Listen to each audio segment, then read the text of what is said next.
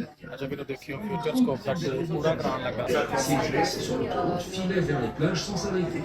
Vacances en Vienne, vacances sereines, vacances ailleurs, vacances meilleures. C'était un peu ça. Sauf qu'un jour, tout a changé. Dans les années 80, René Monory décide de prendre le destin imagine un grand coup pour relancer sa terre natale. Un parc d'attractions axé sur les technologies du futur. Le Futuroscope. Et oui, l'homme est plutôt du genre à regarder l'avenir quand d'autres viennent tout juste de comprendre le présent. En 1985, décollage vers le Japon, avec toute son équipe. Direction l'Expo universelle de Tsukuba. Et là, c'est la révélation. Ils découvrent des images géantes à couper le souffle.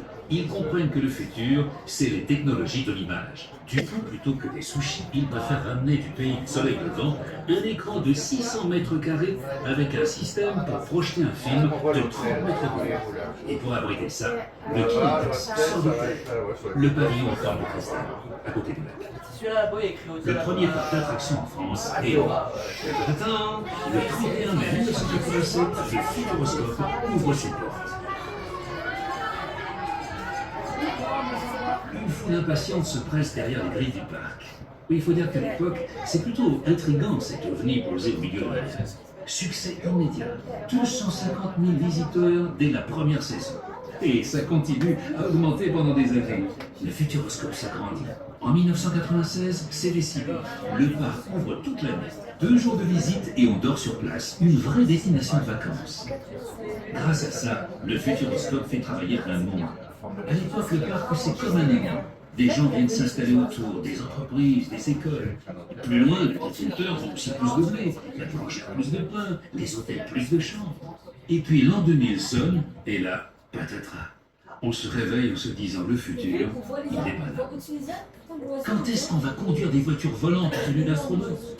Et du coup, on est passé du futur au présent, et on est déçu. Alors le futur, on veut plus y croire. On préfère aller visiter des châteaux pour savoir d'où on vient, plutôt que de savoir où on va. Et le Futuroscope en souffre un peu. Action, réaction. Une nouvelle équipe est placée à la tête du Futuroscope et avec elle, le parc change de cap. Les grandes images, on en garde. Mais en plus, on veut des expériences plus fun, des attractions pour rigoler et vivre des choses nouvelles. Et là, souvenez-vous, le Futuroscope a été inspiré par un voyage à Tsukuba. Et bien là, on commence. On reprend les valises et on parcourt le monde à la recherche d'innovations technologiques, scientifiques, artistiques. Une fois dénichés, on les ramène ici et on en fait autre chose. Et c'est comme ça que les robots qui peignaient des voitures dans une usine en Allemagne se sont retrouvés ici, en train de danser. Mais on invite aussi de grands talents à participer à la création de nos attractions. Luc Besson et ses Minimoys, le DJ Martin Solveig, le Cirque du Soleil. Ah oui, même une brochette de lapin crétin.